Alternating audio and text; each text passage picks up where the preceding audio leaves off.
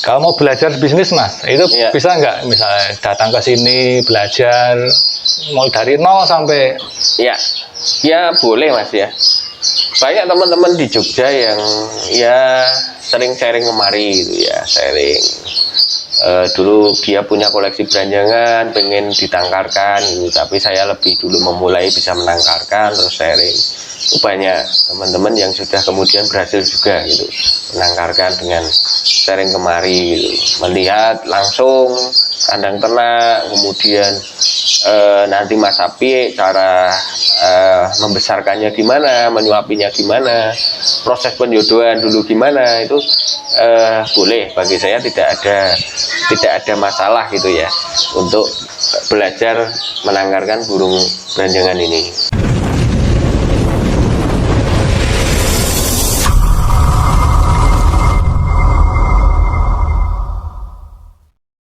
Burung beranjangan adalah burung kicauan yang banyak digemari oleh para pecinta burung kicauan yang ada di Indonesia.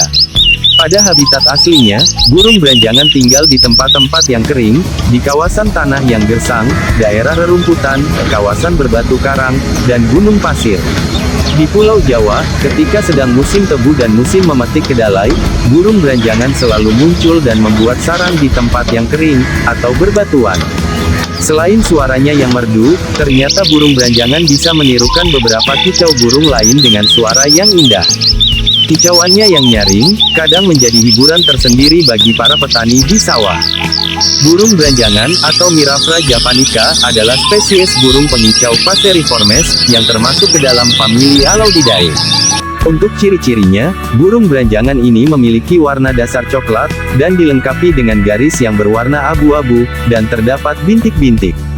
Keberadaannya di alam yang semakin langka, membuat burung ini bernilai sangat mahal di pasaran.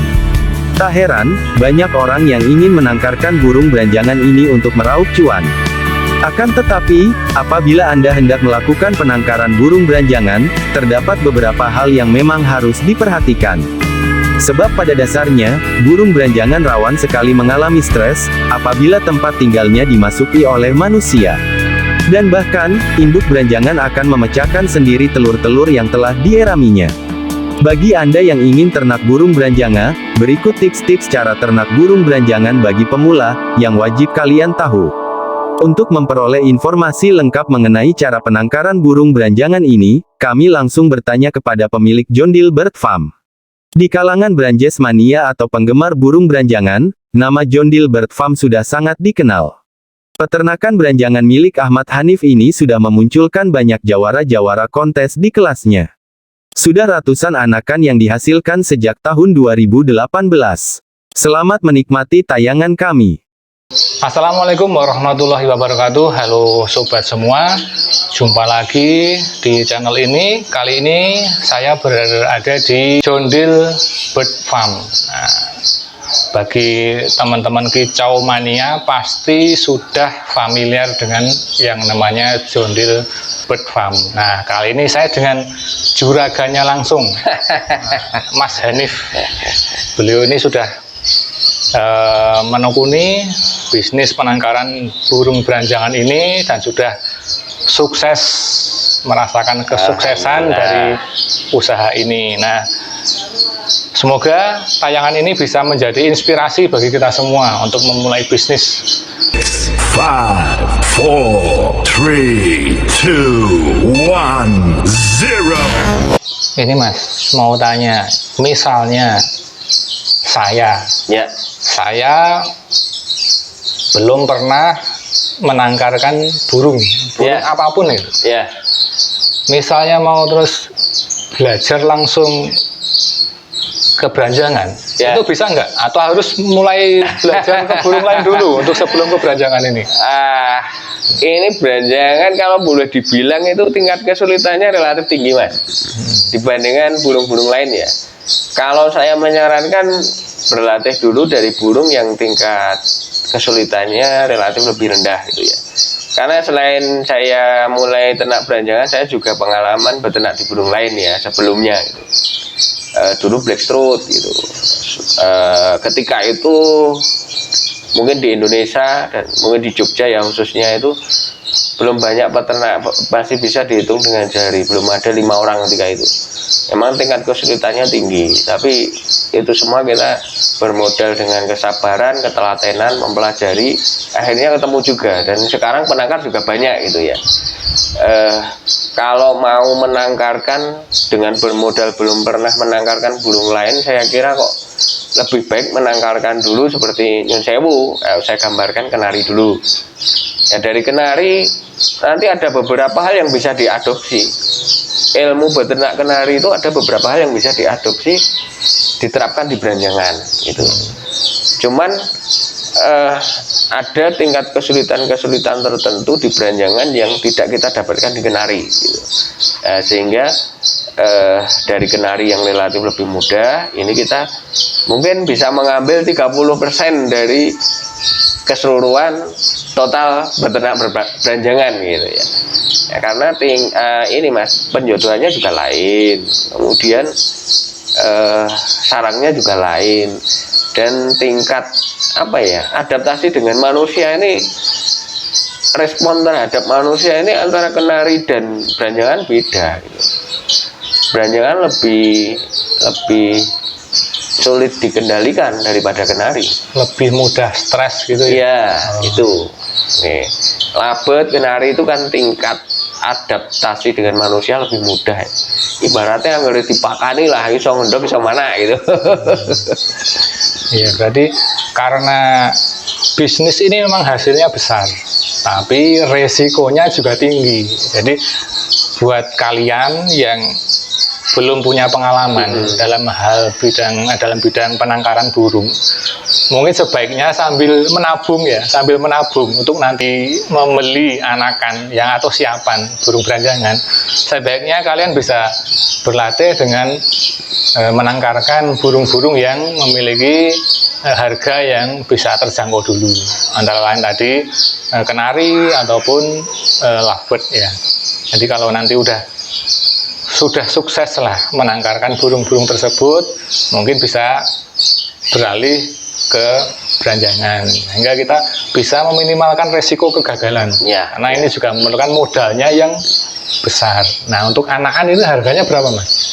Anakan kalau yang dibilang trah gitu ya Mas, trah prestasi gitu, itu saya biasa nyual bisa sampai 9,5, 8 sampai 9,5 Satu ekor jantan ya.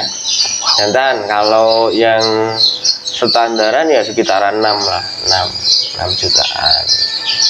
Artinya itu standar Java, burung Branjangan gede dengan kemampuan suara segitu dan kemampuan lagu segitu gitu.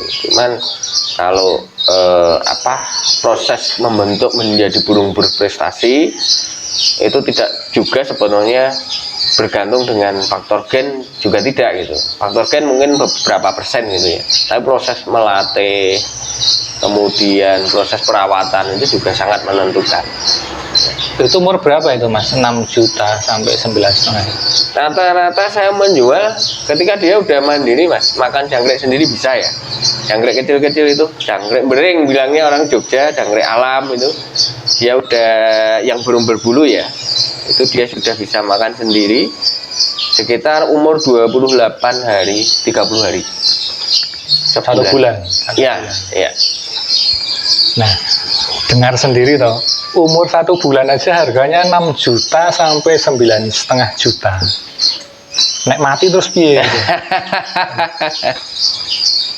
Dipelihara mati, resikonya kan gede. Nah, maka sambil kita mengumpulkan uang, sambil kita melatih pengalaman untuk menangkarkan burung-burung yang lain dulu. Nanti kalau udah bisa, baru kita bisa sekaligus mencoba, sekaligus belajar di sini. Nah, untuk indukan siap telur berapa Mas harganya? Siapan mau telur gitu. Siapan bertelur ya. Jantan ini Mas, masalahnya jantan tuh relatif mahal sampai saat ini ya. Kalau kelasan standar rumahan, artinya hanya untuk ocehan gitu ya, dan itu siap untuk ngawin, itu ya sekitar 15-an lah. Satu ekor. Satu ekor. Kalau satu pasang? Satu pasang mungkin 22,5 lah itu ya. Kita 22,5. Betina paling ya 67 lah. Siapannya 67 sekitar itu.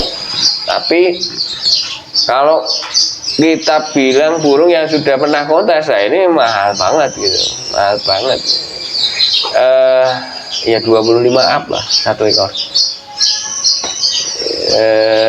Ya burung-burung yang pernah kontes tempat saya itu 40 up mas penawarannya. Yang pernah kontes ya, dia masuk 5 besar atau berapa gitu, pasti 40 up. 40 juta bro. Luar biasa. Makanya kan resikonya kan tinggi, kalau itu kan langsung kita nekat, belum punya pengalaman, langsung pelihara burung ini, mati. Buang satu motor. Nah, oke mas, minta tips-tipsnya mas, lain itu ada nggak? Ya yang penting ketika kita memelihara beranjangan ataupun menangkarkan gitu ya, pertama ketelatenan memang mas ya, ketelatenan, kesabaran. Terus kita juga ngopeni makhluk hidup ya pangannya ya sing tenanan lah gitu. Jadi EF, kebutuhan ekstra pudingnya, jangkrik itu ya tiap pagi sore harus dikasih. Itu paling nggak ya tiap ekor itu kalau pagi ya 3-5, sore juga 3-5 itu harus terpenuhi. Makanan pokoknya bijian itu juga harus terpenuhi gitu. Kalau kita berbicara untuk memelihara dan untuk proses menangkarkan burung itu ya, kalau ditangkarkan artinya dia ketika usia udah siap kawin, yang betina siap dikawin, yang jantan siap kawin ya tinggal nanti dimasukkan dalam box seperti tadi. Terus cuman nanti EF-nya agak tambah ketika untuk proses produksi ya itu. Lain lagi kalau burung mau dicetak lapangan ini lebih ribet mas, lebih ribet ya. Artinya sejak mulai dia usia 1 bulan itu harus intensif kasih makan jangkrik, dan dia harus komunikasi terus dengan manusia. Paling enggak 2 jam sekali dia dikasih makan jangkrik, dan itu harus pakai tangan. Jadi harus pakai tangan gini biar komunikasi terus, dan potensi untuk gagal zina itu terhindarkan. Karena burung beranjangan ini karakternya, meskipun ini kita dari loloh ya mas ya, dari loloh manusia sejak dia belum melek matanya ya, tapi ketika mandiri dia dibiarkan mandiri, bisa makan sendiri, ditaruh digantang gitu aja, tanpa ada proses komunikasi ngasih makan, itu pasti gagal zina. Resikonya beranjangan seperti itu. Dan kalau gagal zina ini agak kerepotan ketika nanti proses, apalagi mau dicetak lapangan, ini agak sulit gitu. Kalau untuk ditangkarkan ya nanti nunggu masa birahi dia relatif agak jinak sih memang. Nah, itu kalau untuk ditangkarkan ya intinya pada ketelatenan mas. Nah, kendala-kendala yang biasa ditemui itu apa mas?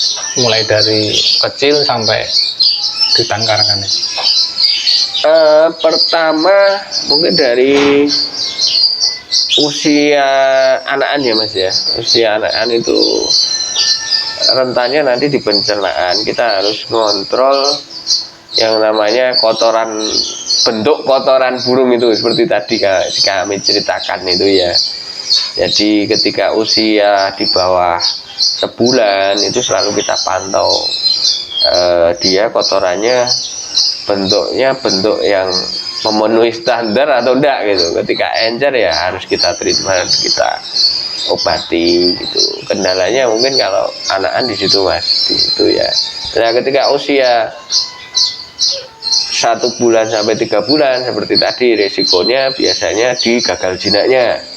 Itu Mudah stres gitu ya. ya, lihat orang langsung lapak sampai dia bonyok-bonyok berdarah-darah itu biasa kalau yang namanya gagal jinak, kasusnya semacam itu.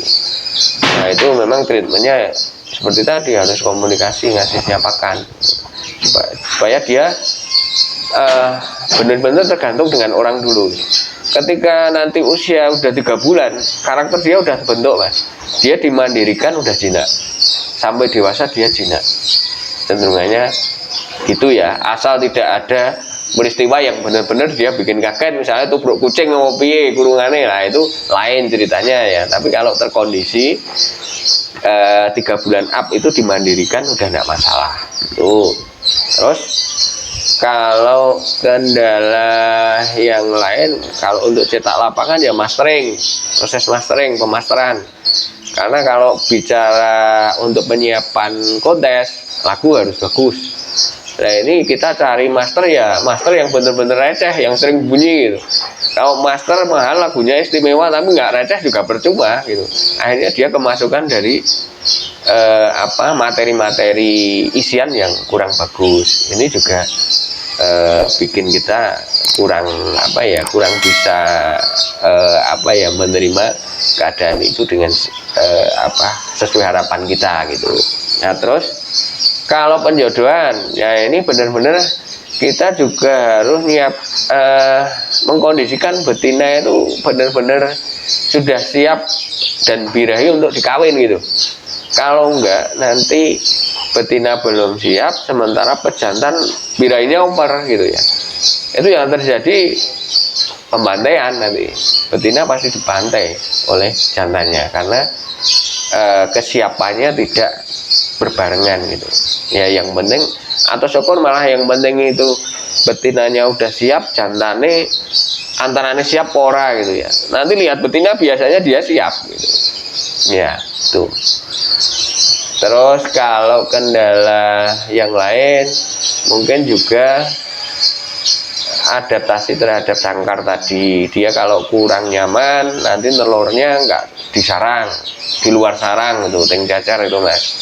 Ya itu bisa disiasati dengan telur dimasukkan mesin netas supaya terselamatkan ya anakannya nanti. Kalau enggak ya dengan baby sister menggunakan kenari sebagainya dititipkan di kenari itu bisa gitu. Kalau nanti udah netas ya seperti tadi kita terapkan proses nyuapinya. Kalau mau diloloskan induk ya tunggu sampai 5 hari baru kita pisah dari induk. Kalau mau diloloh orang ya nanti 2 jam sekali harus ngolos dengan, kalau saya dengan jangkrik. Mungkin buat ternak lain dengan kroto itu ada juga gitu.